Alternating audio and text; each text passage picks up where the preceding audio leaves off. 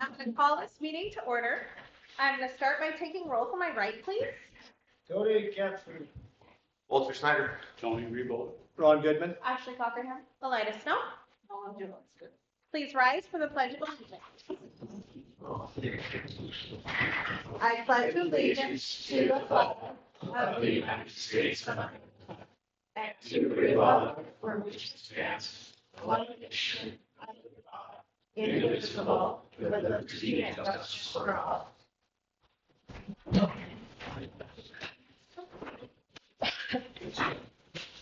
Okay, at this time, we're going to recognize Student of the Month. Let's start with Mrs. Thomas presenting Ivan Deming.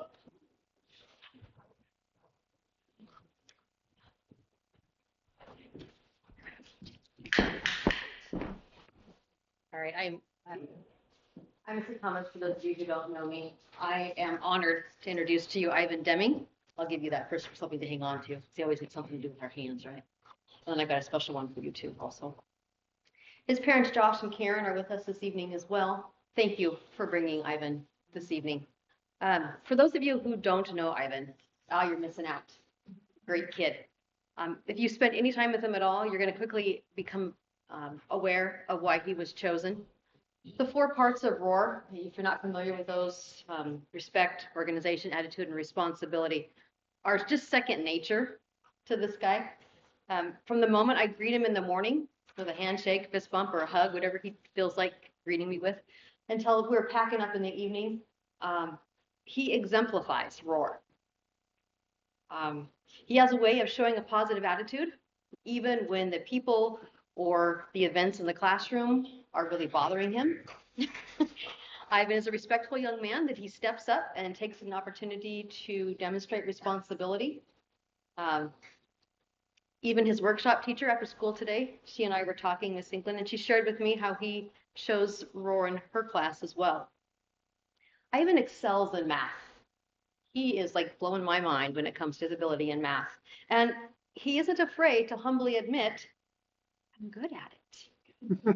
And that's good. That's a good thing. That is a good thing, you know. He enjoys spending his free time with his parents and his animals. Ivan shared with me that he and his dad have completed numerous puzzles together, and he enjoys doing that. He also enjoys attending Vacation Bible School, or VBS, in the summer times, and he looks forward to basketball starting really soon. I asked Ivan his dream job. Well, let me back up just a little bit. I actually had to call him on the phone after school because I didn't get a time during the day for he and I just to chat. I was chatting with his mom, said, can I actually talk to Ivan? He said, yeah. And I could tell, oh no, the teacher's calling. So we got a chance to talk. And I didn't know the answer to this question. I said, what is your dream job? What would you like to do? And he says, I have an idea for a video game. So I can see why Ivan, has been chosen for it. And I hope that you get an opportunity to meet with this kid. For 4th grade and above, teachers, you have something to look forward to. Okay. Student of the month for October for 3rd grade, Ivan. Congratulations, sir.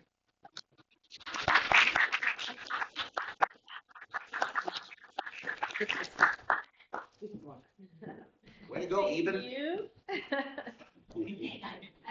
Okay, next we have Mrs. Sherbo presenting Ivy Henley.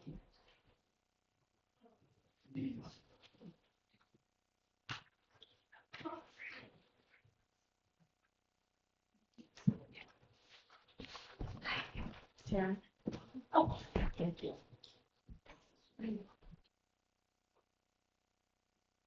I'm Mrs. Sherbo, and this is Ivy Hanley. She's here with her mom, Julie, dad, Tyler, and little bro, Jack, back there.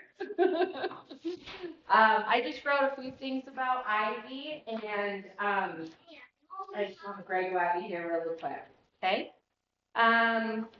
I am so proud to recognize Ivy for exemplifying what it means to be a leader, both in your character and curiosity.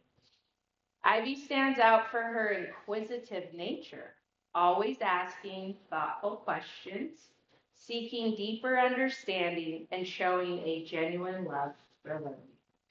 Whether in the classroom or beyond, she demonstrates a relentless curiosity that inspires those around you. her. But what truly sets Ivy apart is the way she treats others, with dignity, respect, and kindness. She consistently uplifts her peers, listens with empathy, and contributes to a positive, inclusive environment. Above all, Ivy is a student of integrity, honest, responsible, and dependable. She makes choices that reflect strong values and a commitment to always doing what's right, even when no one is watching. So thank you, Ivy, for being a shining example of what it means to lead with heart and purpose. Keep up the incredible work. And I couldn't be more grateful.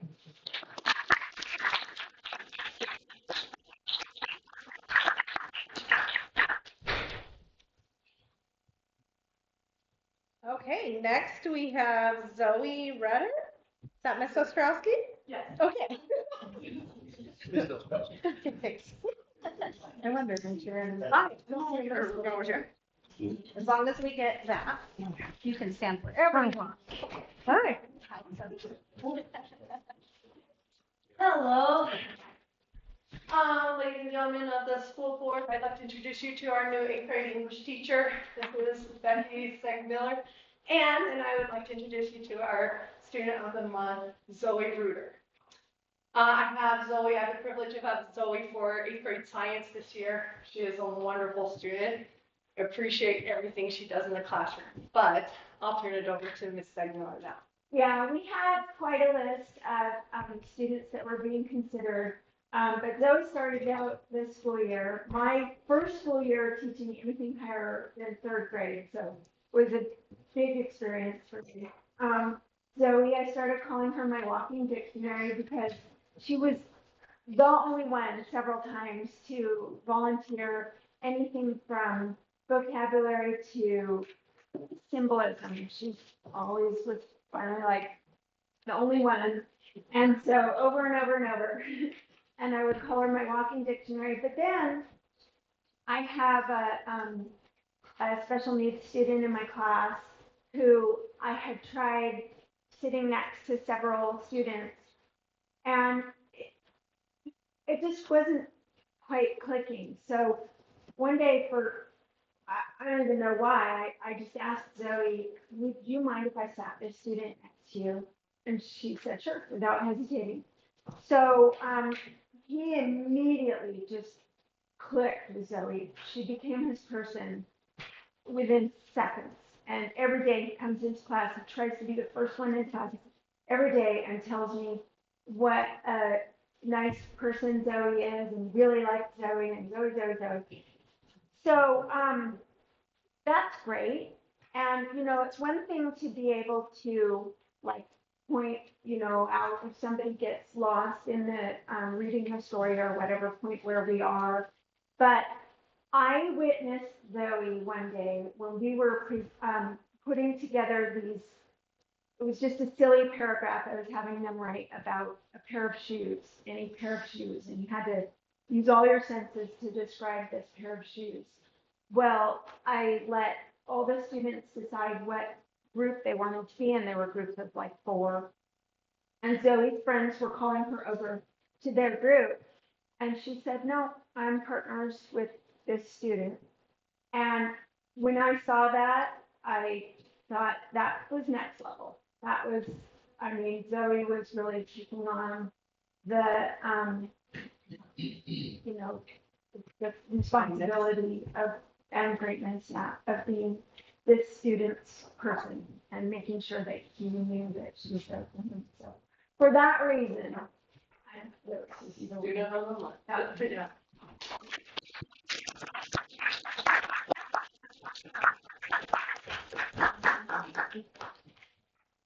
Thank you. Okay, next we have Mr. Austin Sadowasser, Mr. Herrick. Oh, It'll be me. you, okay. Ruth, your son. Thank you.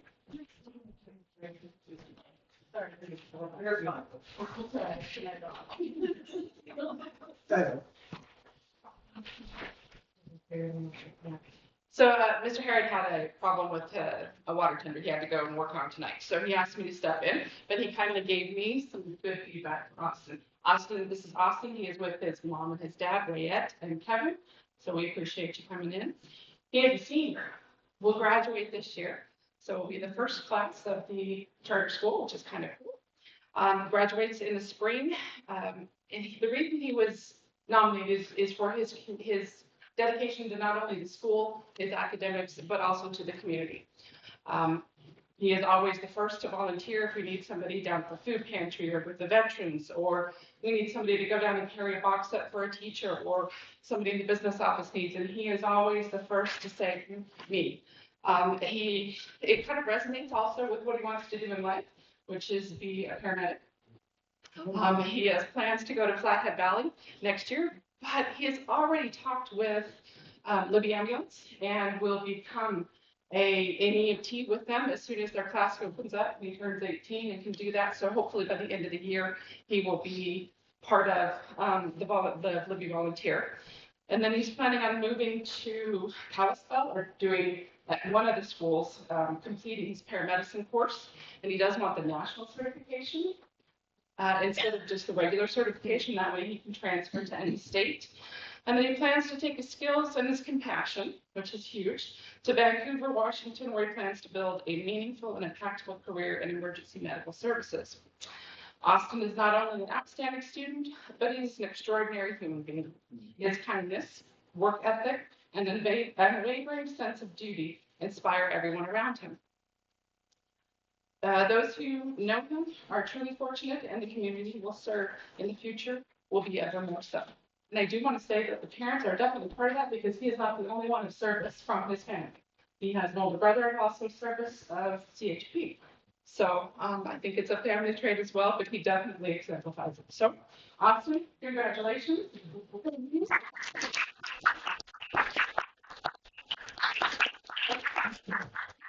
Thank you. Okay, at this time, can we have all students out in the hallway? We would like to get your picture, please. And families are free to go if they want. Thank you.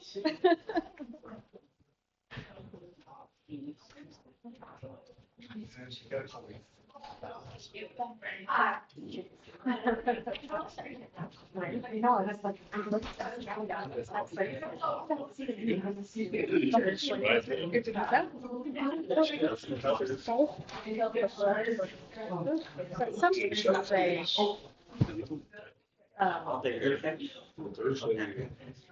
sometimes it's supposed to be.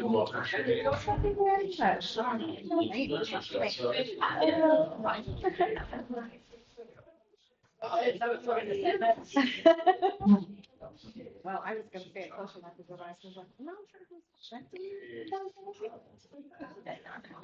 we'll figure it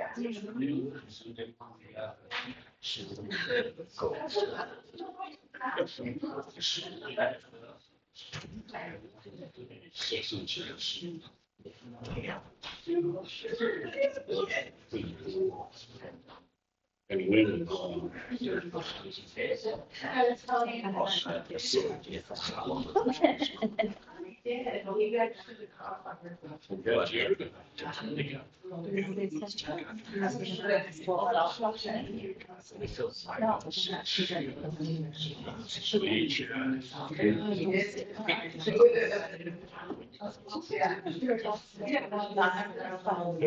You just kind of.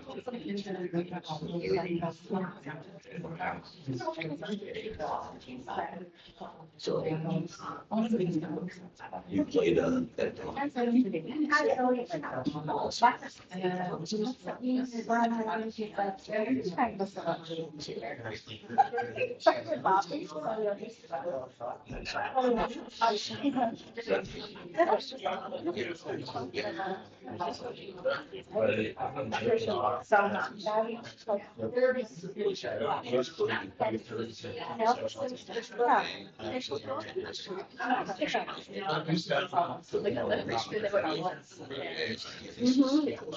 Right.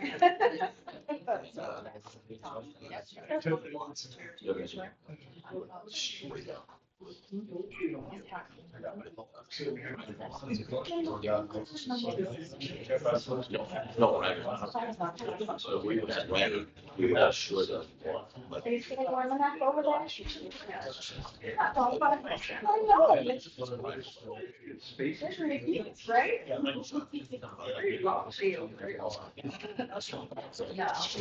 Okay, so let's continue. At this time, I invite any member of the audience to briefly address the trustees on any issue that is not on the agenda.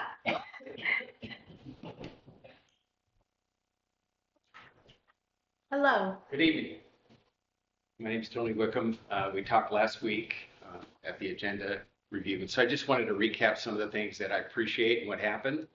So following at least my request to put an agenda item on about inappropriate content being displayed in a classroom, Ron, Mr. Beal, and I met the following morning. And I thought it was a great conversation, really, to make sure that we understand clearly what the issue was, or issues. Subsequently, I've had 2 emails forwarded from you that went to parents and others, reinforcing what the right behavior is, what the fix, and so it was awareness building as well as these are fixes in place. These are things that parents can do to help to further mitigate any issues of inappropriate coming up. So thank you for that. Probably the thing ongoing now is to manage that, right? So I think we have a solution for that too. good. And those are always the things that are paramount because it does take personal leadership time to ensure that those expectations are reinforced, that the fixes planned are put in place and are effective. And the other side of it is to make sure that parents understand and the parents have impacted understand that we are really working to care for the safety of our kids, right? So great initial steps, I'll say, or the journey has begun. And Yeah. so keep going. It'll never stop on the technology side. Yep. No, but One step ahead of them, hopefully. But thank you for the near immediate action from our conversation. I appreciate that very much. So Thank you. Thank you. Thank you very much. Okay, anybody else? Just curious if these hospital apartment buildings that it's possible. Please, come forward, please, so we can hear you. And start over if you wouldn't mind. We missed everything you said. These apartment buildings, possibilities out by McGrade, are this on the agenda for today? No. It's not. I'm just curious as to where this money's coming from for these apartment buildings, considering that just a few months ago, the school was trying to impose more levies on taxpayers because they couldn't afford to fix the facilities that they already have, but now they can invest hundreds of thousands of dollars, if not millions, into apartment buildings. I was just wondering about that. Would that be a conversation you could have at a later date with him? Yeah, it's a school finance is complicated, but yeah, it'd take a little bit to explain where that money came from, where it came from. And yeah, if you want to swing by anytime, I'm here 8 o'clock to 6 o'clock. So We have a buildings and ground committee meeting tomorrow. tomorrow. And I know That's it's a a great one. conversation can come up at that point. Okay. It's at Right, 4 o'clock tomorrow. 4 o'clock. Okay. Okay. Yeah. And that's just held here, so. Yeah. And that's open to the public, so. And what was your name? Stuart Spady. So the actual meeting will be in next room over here. Okay. If you come in the main door, can't miss it. All right, thank you. Hey, Thank you. Okay, anybody else? Okay, we are gonna go ahead and move on to the setting of November's monthly meetings. If I could have a motion, please?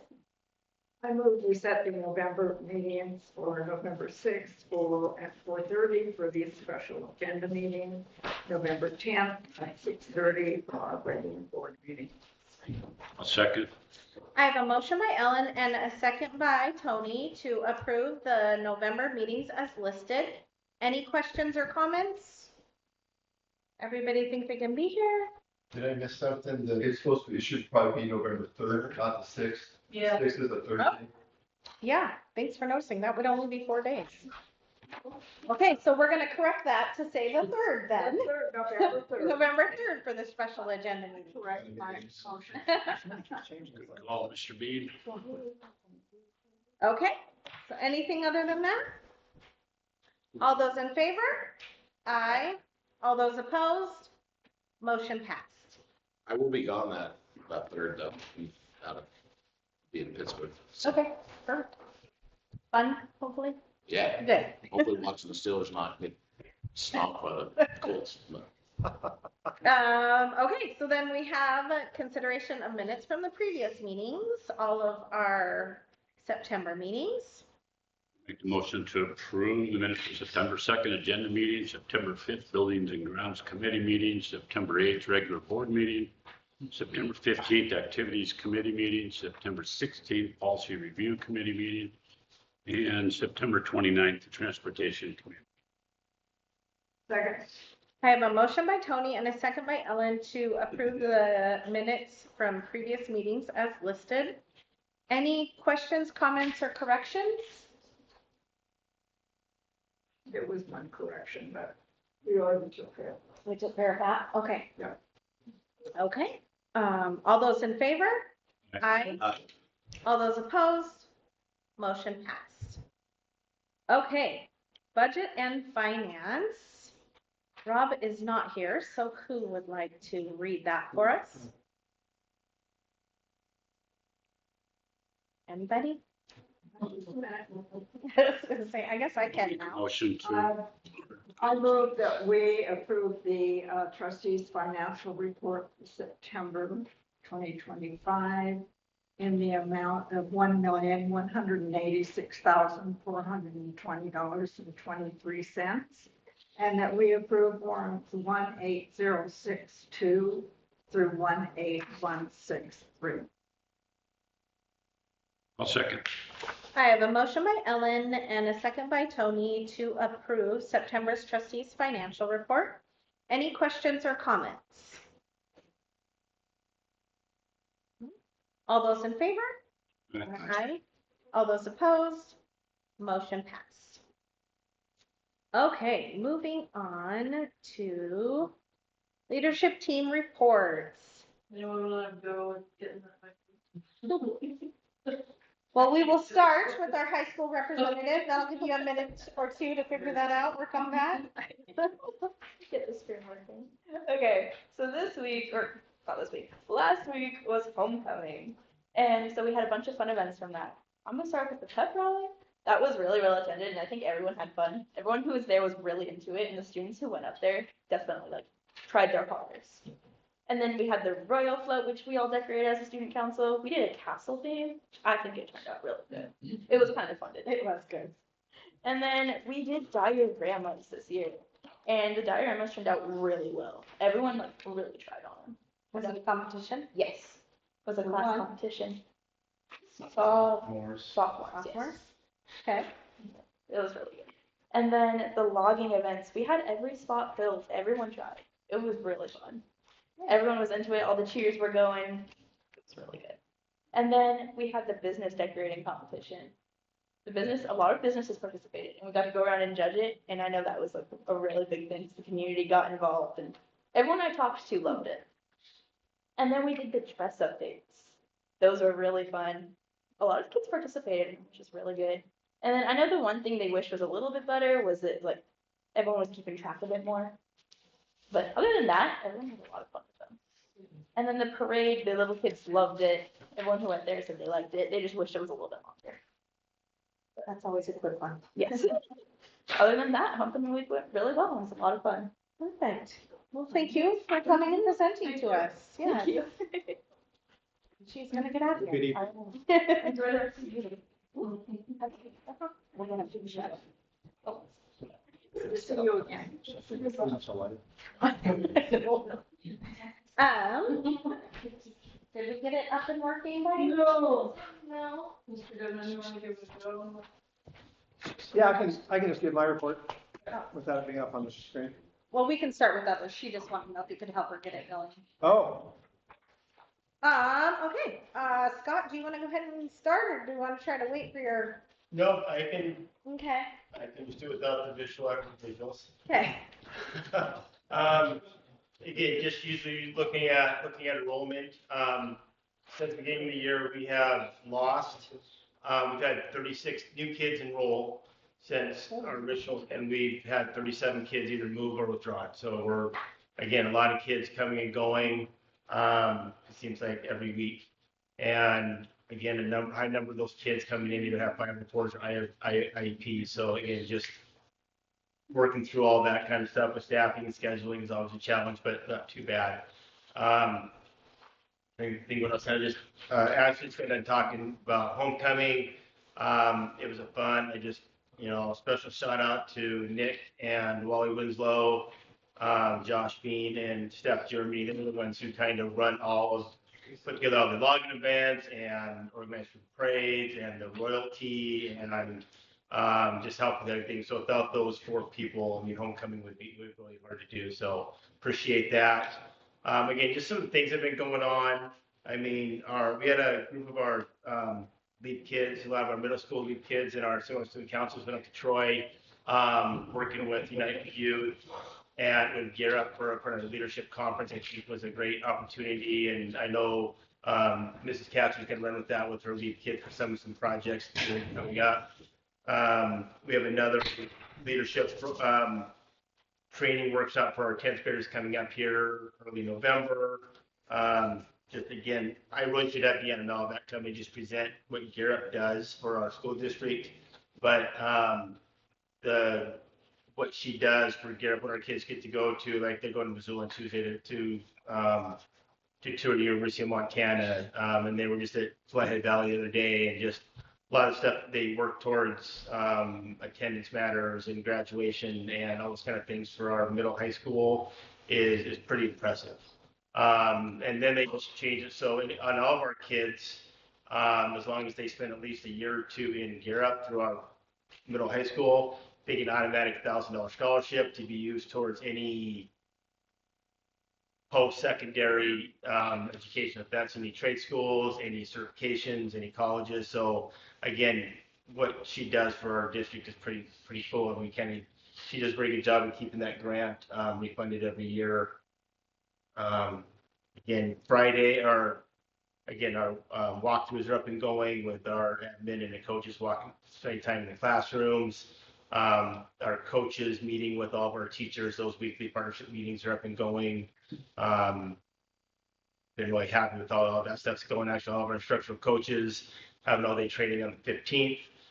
Just so we're kind of making sure that we are supporting our instructional coaches as well as our teachers, just to make sure that what we want in the classroom, the opportunities to respond, just that partnership is kind of growing to help our teachers be better teachers, which obviously makes our students do better in the class. Today is actually day 33 of the quarter. Seems like it's been an eternity, but at the same time, it seems kind of fast. So we are at, there we go.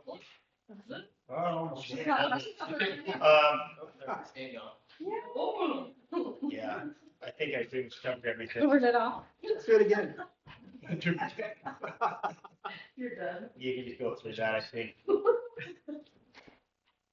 Scott, did you say that there's 36 students that have been added and 37 that are left? We've had 36 new kids register. Okay. Since the beginning of school. We've had 37 that have either moved away or withdrawn from school.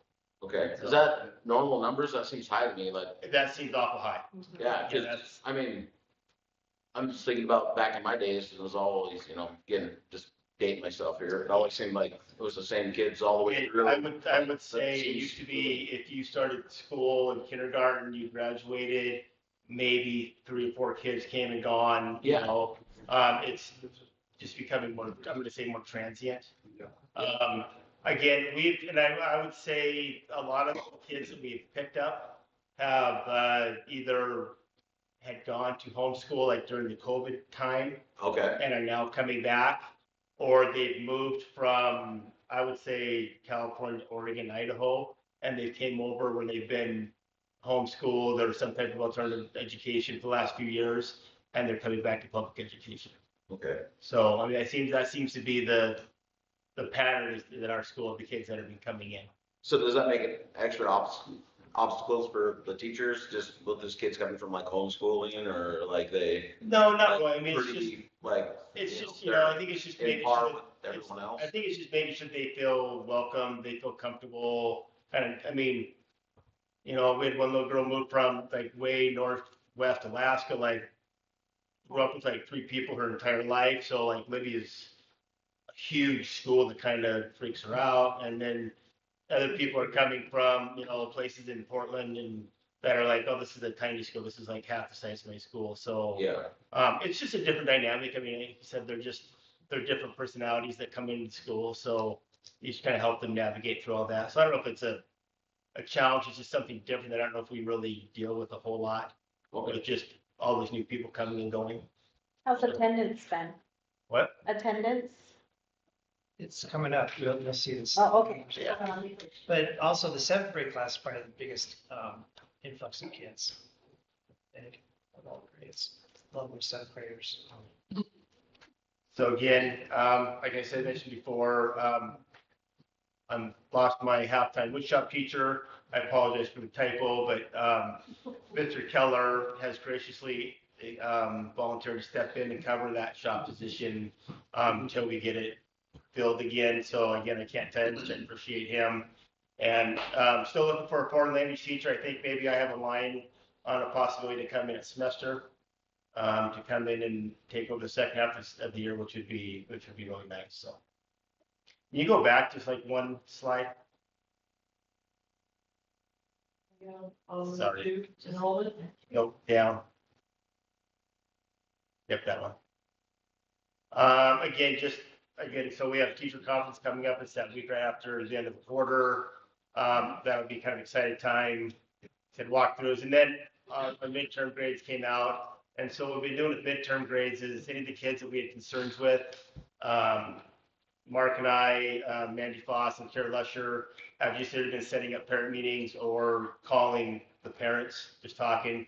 And we started with the seniors and we've just kind of been working our way down, kind of down that list down to the freshmen. So some really good conversations with a lot of parents. And then we'll follow that up with the teacher conferences coming up at the end of the quarter just to make sure that just that communication is there. And then just other things that we're working on, just we kind of started talking about our English department, started kind of looking at reviewing our English curriculum right now with the main focus on just the 12th grade English. Right now, it's technically just British Lit.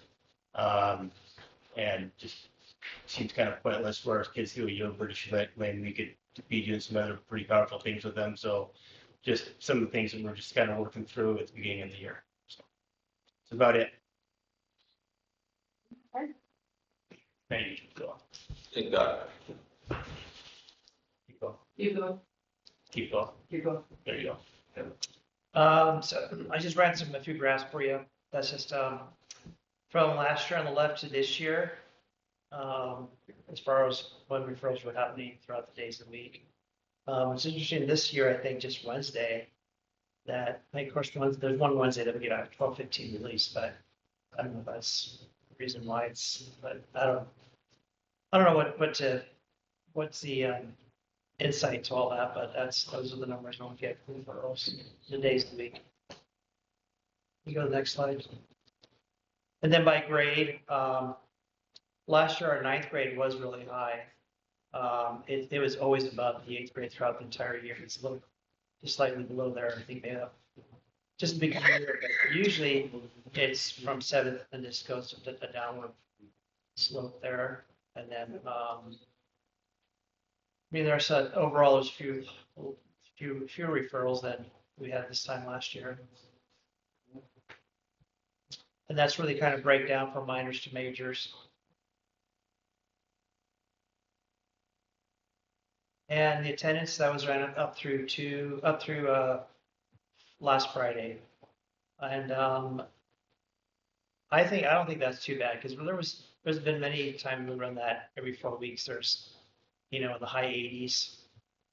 So I think overall it's pretty good.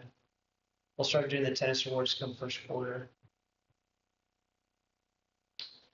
Athletic update, high school soccer ended their season last weekend. They beat Browning in both boys and girls, but the boys ended 4-8, the girls were 3-9. Golf finished a few weeks ago at divisionals. We didn't qualify anybody for state, but we had a pretty good team this year number-wise, and they had a lot of fun.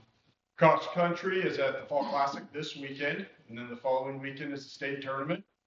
Football has 2 games left. Right now, there is a 3-way tie for second place, and we're in it at 2-1. That's with Big Fork and Whitefish. Big Fork beat us. We play Whitefish this weekend, so that's a huge game for us to get into the playoffs. And then volleyball has 3 weeks left, and then we host the Western A Divisional Tournament here in Libby, so that will be a fun tournament to host. We're going to have 8 teams here for 2 or 3 days, so it should be good. Middle school. Tomorrow is the last middle school football and middle school volleyball game. And cross country ended last Saturday in Folsom. So it's hard to believe, but all our seasons are coming to an end, and boys basketball for middle school starts Monday.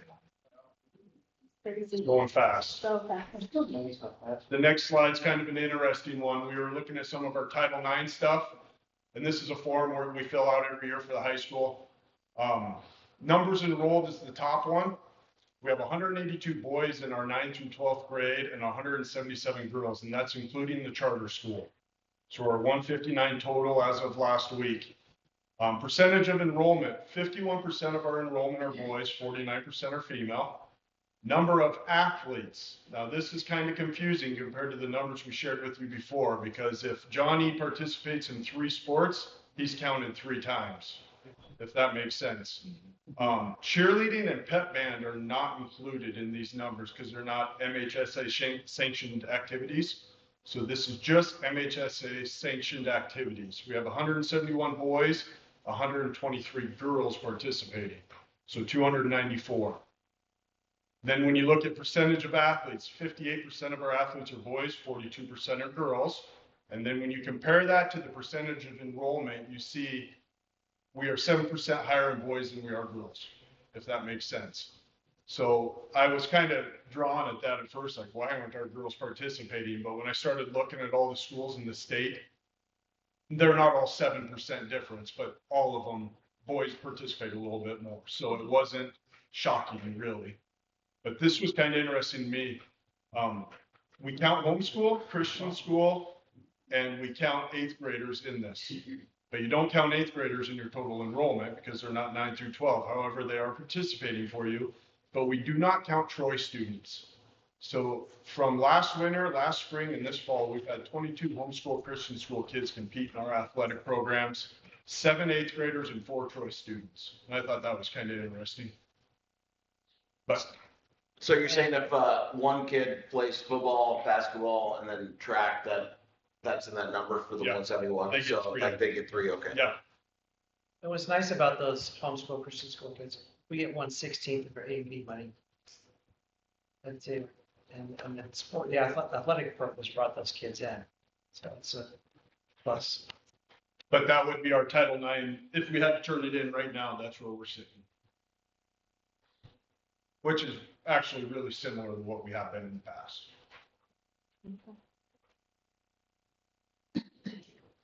That's just showing the meetings that we have monthly. School leadership team, the MTSS meeting, meet once a month. The grade levels meet twice a month. Department meetings twice a month. And at Lynch's Parent Council, we had our second meeting today. And that's up and running and doing some good stuff, fundraising. And they're big pushing that they're assisting the 8th grade class to get to Southern Wood. That's big. We're very thankful for that and their ideas. And the basketball hoops are up. Hey. The schools really enjoy them. It turned out good. Nick's auto shot class helped, and they actually did put up the hoops themselves. And maybe just Proctor and, yeah, they're They're a lot heavier than you think. it's solid. They'll be there for many years. That's awesome. It's nice to see him playing lunch today when I drove by. Yeah. Okay. Anything else for high school then? All right. Mr. Oh, Gibbons. well, we got, word to do that. I talked to Kim Lee today after school, and it's a no-go for the speech and debate. So. It's too bad. Yeah, for this year, it's not really. Okay, Ms. Kimball. Okay, we'll start out with enrollment and attendance, and Tom will take it away. So 14 new students this month, 4 dropped. 566 total in the building. Second grade, 4 new students, third grade, 3 new students. So everybody got at least one, but attendance percentage, 94% for first grade. They won last month's attendance award as well, got a cookie. So they're well on their way again now. You can look over to the left-hand side and see last year's attendance. We're up 25 students over last year at this point. It's a good number of kids difference. 176 had perfect attendance. 176 Wow. kids had perfect attendance. Yeah. So this is our attendance incentives for 95% attendance per day, because that's our goal. 10 days per grade, per classroom, they get a cookie. And on down for each of those days, I have kids or classrooms that are working on their popcorn already. So it's a good start to the school year for attendance, a little bit better than last year at this point. Parent council, we meet tomorrow night. Logger Spirit Days are a hit with the kids. They wear a Logger t-shirt and they get a pencil, a sticker every other Friday is what it seems to be right now, is how we're doing it. We have a coffee fundraiser underway. We're already planning for our Logger card fundraiser that is getting businesses to sign up for it. And Parent Teachers Conference, they're going to have members there to outreach so we can get more membership to the parent council. All seems to be doing pretty good at this point, and if you want to see what they have done, stop by LES. You can see the new playground, the blue and green playground in the front, and also the reader board right next to it. The new reader board is pretty amazing compared to the one that Mr. Goodman used to have to run. So the masked state testing, the 3-year testing, the window opened today. So you can see this was sent to parents, and this is also in our testing plan so that everybody knows what grade level is taking what test in what week.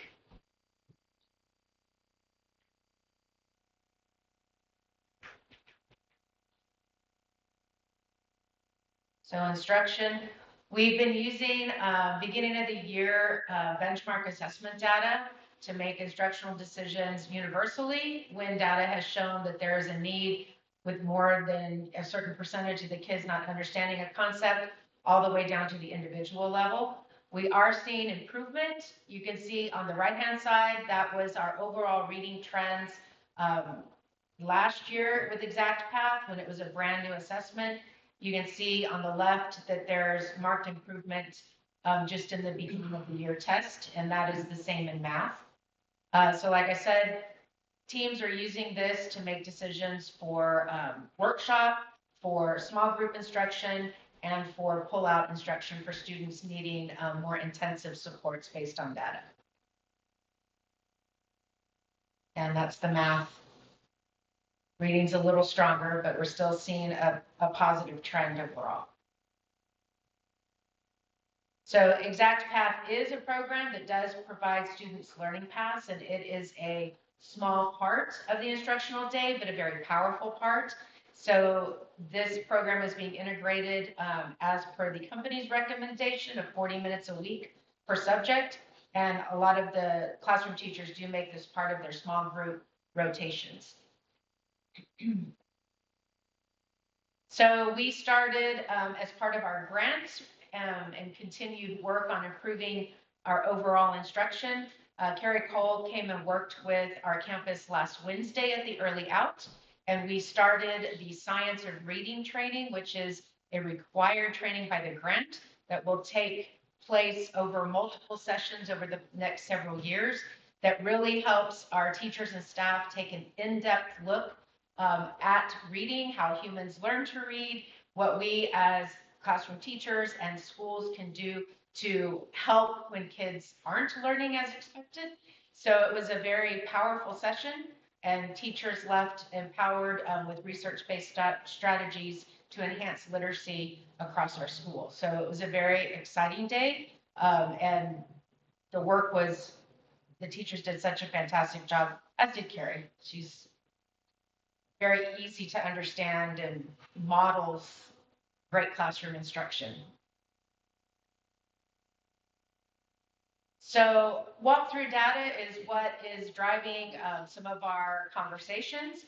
We aligned this to the instructional framework and decided to start small and focus on the 5-to-1 positive to corrective feedback and is there evidence of the learning target. And we've been measuring this since about the first week in September. We have done a total of 111 walkthroughs since then, and we've seen an increase, especially in the positive to negative interactions, increase over time. So I share this with staff weekly in our staff newsletter so they can compare 1 week to the next to see the growth and the intentionality that is coming from conversations about this at our collaborative sessions. We give written feedback to every teacher after every walkthrough. And it's just been a powerful tool that we will continue to grow as it strengthens, like the 5-to-1. The next step would be 5-to-1 that is either specific feedback or is it non-contingent. And so starting to track more specifics and then moving into the right, say, do, that the student engagement opportunities to respond. So it'll build over time. Family and community engagement is another one of our big dogs. There's a couple of ways that we are really striving to make sure that parents are involved with the learning, what their child is learning. So if a child is going to receive any sort of intervention, there is written information that goes home to families. Grade levels have created common letters that are sent home to families so that the intervention is explained, how long the student will be receiving it, and then a follow-up with the response that that child had to that intervention. And family communication, so far we've had 434 documented records in Branching Minds since the beginning of the school year. This is a very effective system that helps with the collaborative piece and supporting the whole child across multiple settings. So it's been very effective, and our staff does a really good job of documenting meetings, family communication. Our counselors do a good job of documenting supportive services. There's discipline data in there, and so it's becoming a very effective powerhouse of information so that we are making database decisions to serve kids.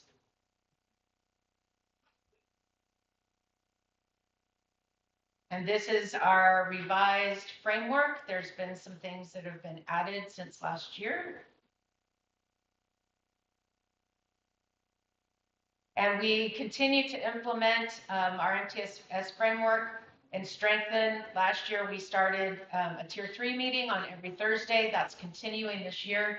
We've already convened several times and have problem solved for some high need behavior kiddos. And the ideas that are generated with that think tank are very effective, and the teacher walks away with a tool to implement or an intervention to implement and a way to track that. And we've already seen success with some kids that were really struggling. They were both in grade 1 so far this year that we've problem solved for. But it's just a really effective way to bring expertise across grade levels together and across like we have special education counselors, so there's representatives from multiple facets of a school community to support kids. So that's weekly that we meet. We also meet with our grade level, our content team meetings, and we focus on kids that need Tier 2 supports So once universals have been exhausted, whether it's with academics or behavior, the next step would be to bring that child's name to the tier 2 team, and the team problem solves along with the administrator and counselor if it's behavior. If it's academic, it's with myself and the instructional coaches. So again, it's a think tank that we're looking at what kids might have common needs, so we're able to make sound decisions about interventions, track them for 6 weeks, reconvene to decide, is it working, is it not, and what are next steps to really fill those gaps that sometimes kids have. Our PBIS luncheon, this is our positive referrals to the teachers. We had 40 of them last month. That's right there in front of me. And this is our group that had lunch with us for the month of September. We're halfway through October. We have quite a few already, and it's off to a good start. Again, McDonald's is providing lunch for us, and it works well. The kids love it. I had 165 moderate behaviors and 73 major severe behaviors that were documented last month. There's many reasons for so many. One of them is our system's working. As far as for everything that I can see, the teachers are putting them in branching minds, outcomes are being met, and we're working together to make sure that we're successful with those behaviors. Every behavior is worked through, and let's see, behaviors are addressed in the process of being followed to support students. Behavior plans, individual student support team meetings. I've had probably 4 individual student support team meetings. Pretty good so far. What nice thing with Branching Minds, it comes up with the agenda for you. You type in what you want. It comes up with the agenda for the meeting, and it's supported also on top of that with the AI portion of it. It also takes notes for you. You don't have to sit and take notes during the whole meeting. It takes the notes for you, which has been pretty amazing so far. We have started from that Thursday group. We have started an intervention. Can we go back to that one real quick? Intervention with that group. One of them is, I have a young man in 1st grade that needs to get moving more. He is with a person 2 times a day, and I'm going to hopefully add kids to that group where we're having his heart rate get above 110 beats a minute for an extended period of time, 10 to 15 minutes. And he's actually able to sit in the classroom, and it's working. It's a regulation group, and it's structured. Mr. Goodman, I believe you had it with Mr. Johnson in the past. It was a regulation group. It's very similar. We ran to that. So it's working out pretty amazingly for that young man, and he's actually been able to be in the classroom a lot more. So cool. And right now there's 1 in it, and hopefully we get 4 to 5 students in that group, and might have to have another person in with that group of kids, but it'll work out. So a lot of behaviors, but overall things are running smoothly. Just to note, when I started 5 years ago, I was averaging about 32,000 steps a day in that building putting out fires. I'm probably up about 10,000 steps now a day. So it's a big difference. So you need to exercise more then? Yeah. It was a busy days at that time. It's a good weight loss program. Yeah.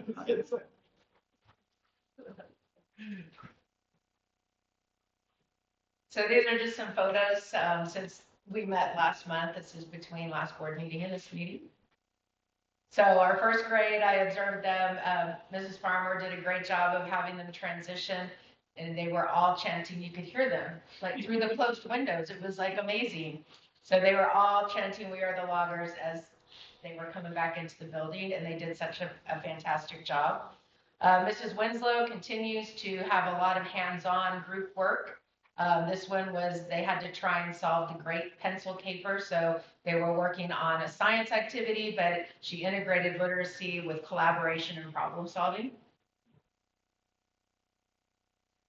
I thought this was a really beneficial event that happened. We had a student voice rep last year, who did work with her fellow classmates to submit a grant.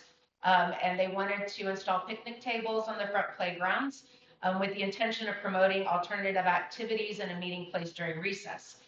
That grant was not approved last year, but Rachel did not give up, and she submitted a LORA grant over the summer and was granted that LORA grant and brought 3 beautiful wooden picnic tables to our school. So yeah, I thought it was worth mentioning. She did a bang up job. Her tenacity paid off. Yeah. And then homecoming, it was a great energy in the building. The kids love it. I think the high school kids love it. The little kids love it. It's just a great event where the football team comes at the beginning of the day, and then we have Read with a Logger throughout the day. And it's just such a great partnership having the athletes in the building with the little kids. It's just a great positive event. Some more hands-on with science, that Mr. McBride's class was building a bridge, and it was a competition between there was groups of kids, and they had to figure out how to make it work. And then we had some create Lego robots in tech class. So you can see the kits that they are using, and they are programming them to run using code. And then Miss O'Rourke's students were working with letters in unique ways. And then a trapeze to test motion. So again, science, a lot of hands-on with the science, it's a very effective way for kids to actually see those concepts. And then in 5th grade class, they were exemplifying the Say, Write, Do, discussing positive and negative impact of technology.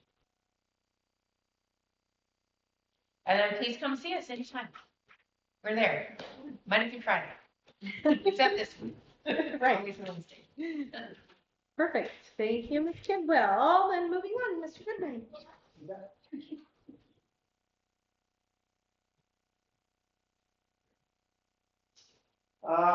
Career Technical Education, we've been planning over the last couple of years. I was able to go to Pablo for some training on career technical CT pathways. And then also the trip that we took to the trades, I just looked at this. FECC is a very good partner. They're willing to help us in all sorts of ways, even financially. And so at this point, I just think that the next thing we really have to do is look at pathways as far as what takes place 8th grade, 9th grade, 10th grade, and all the way through their senior year. And at the end of that, we possibly get kids doing internships and that kind of stuff within the community. And so there's just a lot of work that needs to be done. I've met with Nick and Mrs. Foss this week, and I think it's going to be a good project moving forward, getting a little more organization with it. The other thing I wanted to say is, the trip to Kalispell, that was just a great deal. And like I said, they're willing to work with us. And the underlying problem in all of this is there are more jobs than there are people who are looking for jobs. And so it's a great time to be looking for a job and for kids coming out of high school. This is a really great opportunity for our kids. So, next slide. Oh, the great information. So, of course, this is the piece of property that we're looking at putting some teacher housing in. But just wanted to share this with the whole group because there is a county. If you look at the line on the right, golden, whatever color that is about the end of our property, somewhere in there. I think we've made it to the left. But the county is going to be doing some mastication, thinning of those trees. Cody, I think they talked to you, right? Yeah. About that. Out there. And it's a very good deal because these trees, especially the property that we have, it's really tight. It's just overcrowded, and the trees aren't growing very well, and it's just a mess. So if they're willing to do this, they're willing to do the thinning, I mean, they're gonna do it on their property. But we can talk more about this at Buildings and Grounds, but I think this is a great deal. And on top of that, the Jerry Dean Park. There is a good number of lodgepole that are dying. And as we all know, lodgepole lives to be about 100 years old. And they're like humans, by the time you get to be 85 years old, trees about ready to fall together. And they're actually interested in doing some thinning through there and actually getting some of the dead trees out for us. So I just think that's a good opportunity. Like I said, we'll talk more about it at the meeting tomorrow, but you guys have any strong feelings? I think it's a great opportunity for us to get that out of there. I'm afraid that Jerry Dean Park might be swished one of these days by one of those big trees. So, pavilion. So that's some good information. Next slide. Technology update. Glad to hear that we had an event at school. It was not a teacher. The teacher was not at fault. And so what happens in this, I'm just going to walk through this with you. What we learned is, number one, YouTube education. As soon as anything coming into the school, we have education profile, which has a lot more safety than takes place outside of the school system. And so YouTube education, and then we've learned a lot. Number one, the pop-ups, when teachers are using YouTube and all this kind of stuff, there's these ads that come through, and the ads that's how YouTube makes its money, because we're not giving them any money. So they're making money with advertisements. The problem is the pop-ups act as a host to the injected ads. New word, injected ads. Those are advertisements that are not okay. There's a reason that they're not putting it in there, and they are usually awful and pornographic and everything else. So why haven't we ever dealt with this in the past? Injected ads are rare. So we're talking like 2 to 3 people a day in America might get one of those injected ads in a school. It's an incredible, I mean, you could go a long time. It's like winning the lottery. Unfortunately, it's not a good thing. So the answer in all of this is that injected ads are carried by the pop-ups.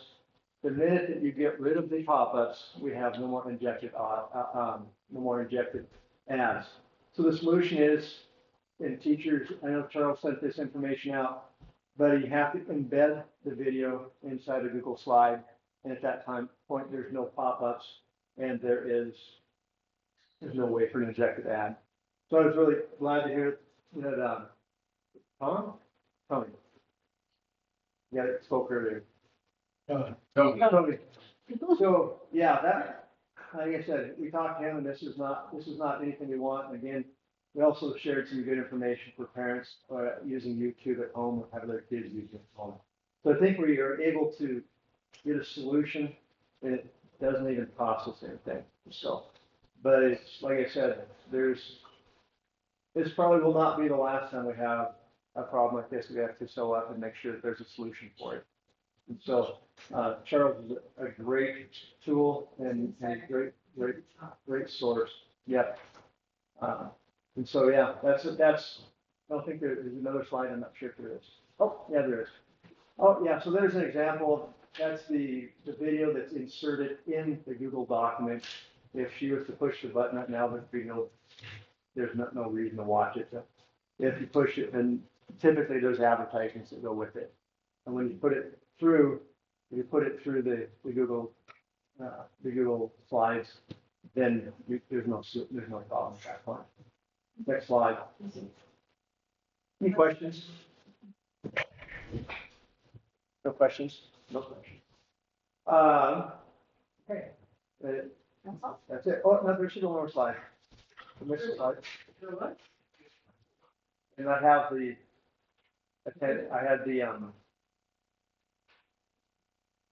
count day, student pop.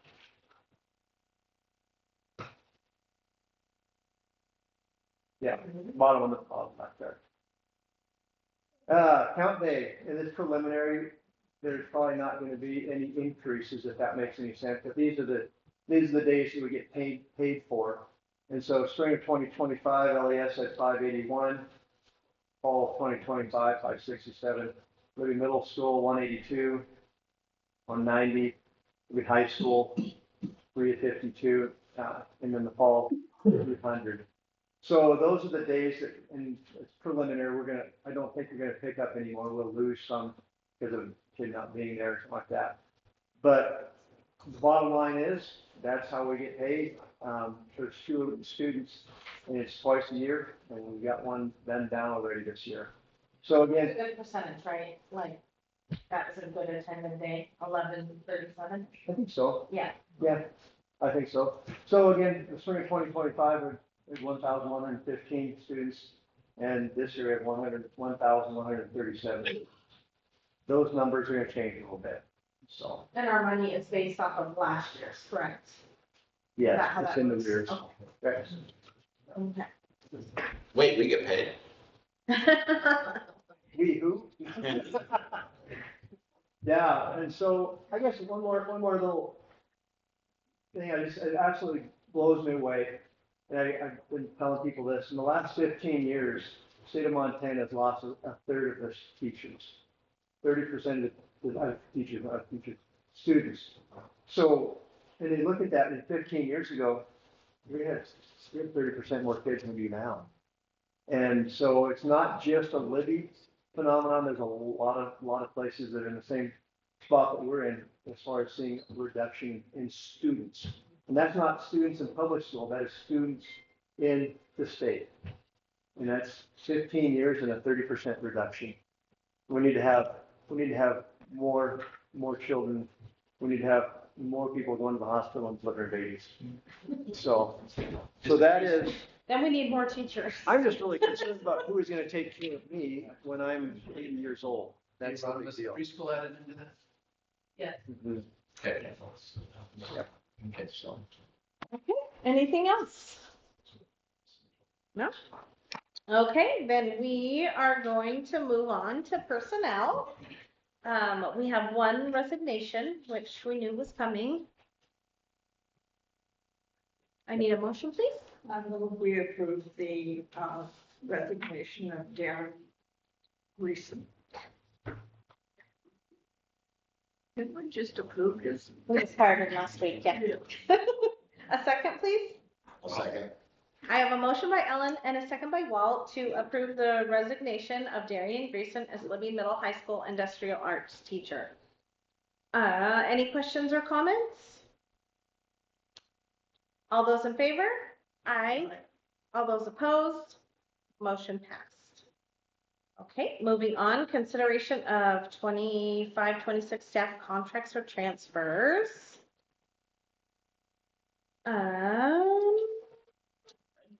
Let's start with the substitute list and then we can go ahead and just lump the other two together.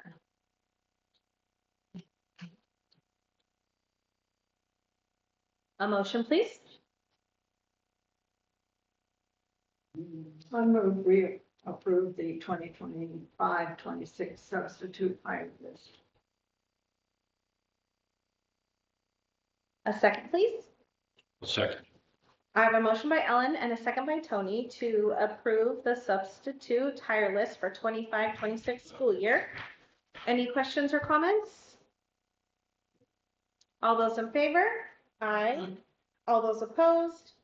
Motion passed. Okay, consideration of Paige Brown as school nutrition kitchen manager and William Cheney as LES Libby Middle High School custodial aide. And you have the one in front of you. Oh, that's right. And we are recommending to hire Andy Jordan for the elementary school nutrition assistant position. Thank you for reminding me. TVA, I was wondering who TVA was. Make the motion that we approve the transferring of Paige Brown to the school nutritional kitchen head cook. And the hiring of Andy Jordan as the nutrition assistant. And William Cheney. William Cheney. Custodial aide. Yep. Okay. A second, please. I'll say. Okay, I have a motion by Tony and a second by Cody to approve the staff contracts as listed. Any questions or comments? All those in favor? Aye. All those opposed? Motion passed. Okay, Cody, do you want to tackle this motion for the policies? So are we discussing any, or we just So motioning I mean, we're a little unclear. Yeah. So we'll do a motion and a second, and then I'll ask if there's any questions, comments, and that would be where anybody would have the opportunity to bring up any more concerns with it. So, but it just has to be listed second and final reading. Okay, then I motion that we accept the policy updates 1 through 15 as a second and final reading. Actually, there's 18 on the second page. Oh, So, yeah, it's all good. Yeah. 1 through 18.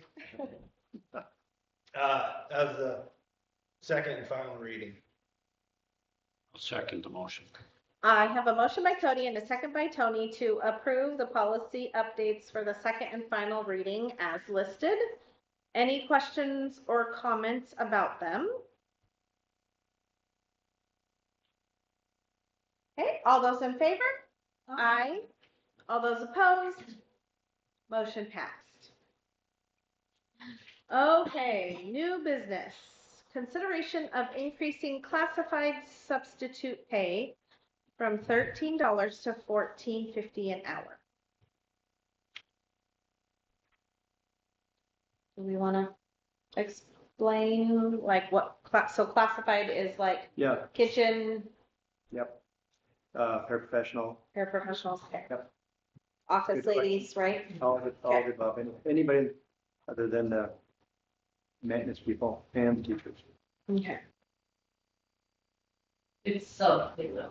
Yes, as substitutes for those positions. Okay. A motion, please. I move that we increase the classified substitute pay from $13 to $14.50 an hour. A second? I'll second. I have a motion by Ellen and a second by Walt to approve increasing the classified substitute pay. Any questions or comments? It's what does the number look like that increase is gonna be? I mean, you kind of have an idea of. Boy, as far as the number of subs that we have in the building, is always a lot. For classified? Yeah, Two? classified as well. Yeah. So, gosh, yeah, any thought as far as how much that would cost? Not exactly. It fluctuates so much throughout the year, but it's hard to find subs when you're only paying $13 an hour. That's the It's really issue right there. Mhm. And for substitutes in the classroom as well. Okay, all those in favor? Aye. Aye. All those opposed? Motion passed. Okay, consideration of increasing teacher substitute pay for non-certified from 100 to 120 and for certified from 110 to 130. Does that put us comparable with other schools? Because I know for a long time Troy was ahead of us. Yes. Yeah, and again, the big issue is it is really hard to get people anymore. That's, I mean, I everywhere people are having problems hiring people. Finding stuff is difficult. Yeah, and Troy has paid more than we have in the past. But that's where I know we were struggling with that, so. I wouldn't even hang out with my kids for $130 a day if I didn't have to. I remember when I Well, was hopefully somebody will. studying in college, it was $35. I thought it was a good deal. I'll make the motion that we increase the pay for non-certified from 100 to 120 and certified from 110 to 130. I'll second. I have a motion by Tony and a second by Walt to approve increasing teacher substitute pay as stated. Any other questions or comments? All those in favor? Aye. All those opposed? Motion passed. Okay, consideration of out-of-state travel for close-up students to Washington DC. Mr. Bean, That is actually March of 2026. Is that an issue? no, as long as a correction's made, it's still Okay. an agenda item, so you're Alright. okay. Thank you. How many students do we know, or We have- approximately? We have 7 that are selling tickets right now. Okay. They have until January 10th, I believe, to finish selling their tickets or buy them. And then that pays for their tuition and their airfare for the close-up program. And then we have been doing fundraising all summer long, and then here into the fall. Our last one is a football game on Friday, to supplement our extra days. We stay 2 extra days. The close-up program is Sunday night through Thursday night. And then we stay Friday and Saturdays, and we do things on our own that isn't part of the program. There's some musts that we do. There's some staples, like we go to Mount Vernon and see George Washington's house and get a tour of the home, or we go to Ford's Theater and watch a show. But then it's also tailored to the kids. I'll be meeting with them we meet every month. But in January, when we know who's going for sure, then we'll start our planning process to see what the kids want to do during the day. Do we want to have more museum time? Do we want to go to the National Cathedral? Whatever it is. So, Neat. yeah, Okay, thank you. it's probably more information than you needed, but you got it. No, I love it. I love it. Okay, I need a motion for that. Make please. a motion that we allow the out-of-state travel for close-up students to Washington DC. Second. I have a motion by Tony and a second by Ellen to approve the close-up kids travel to Washington DC. All those in favor? Aye. All those opposed? Motion passed. Was reading on too fast, lost track. Okay, so consideration of early graduation requests by seniors AP and HG. You want me, want the comments on that, or just? Sure. One is wanting to graduate. She's a senior. She has plans going into service, and she wants to go in before the June deadline. That's her request. And the other student has been wanting to do this for a number of years, and she comes from a pretty rough home life and just really wants to get out and has ambitions to want to get to her after high school schooling earlier, so she can just get an education and get out of her life. So definitely support both of them to graduate early. Good. So one would be at the end of this school year, and one would be at the end of this semester. That makes sense. I'll make the motion then to approve the early graduation request by the 2 seniors, AP and HG. I'll second. I have a motion by Tony and a second by Walt to approve the early graduation request as listed. Any other questions or comments? All those in favor? Aye. All those opposed? Motion passed. Okay, consideration of purchase of 12-passenger van. Cody, you want to jump in on that? Where is it? Are we going forward with it? Yeah, that's what we're voting on now. So, I'll just. I mean, did they fix it? Yes, yeah, thank you, good question. No, I called them back and I said, are you guys gonna fix that? And they said, it's already at the body shop. I see him looking around. Yeah. Yeah, so, I guess the only thing I would say on top of that is we're running out of vehicles. I think that might be a good option for us. Yeah. And this would be for sports, what is the main purpose of this? Do we have Every kind of transportation. any No, type? we can't use it for student transportation from school to home. Got it. Yeah, like We bus use it for route. extracurricular and stuff. We just can't use it for transportation, student transportation. From During to school home. day. But you Well, you Here's can't, what the vans we have now. it just can't be from school to home, right? But if we go on a field trip, they can use it. Yeah, Yeah. Okay. you can't gotcha. go from school to like dropping kids off. Okay. Let's start with a motion. I'll make the motion, purchase the 12-passenger van. Second. I have a motion by Walt and a second by Cody to approve the purchase of the 12-passenger van. Any other questions or comments? All those in favor? Aye. All those opposed? Motion passed. Consideration of Libby Public Schools and Kootenai Characters Spring Play Partnership, Mary Poppins. Mr. Bell, do you want to say anything to us about this? Okay.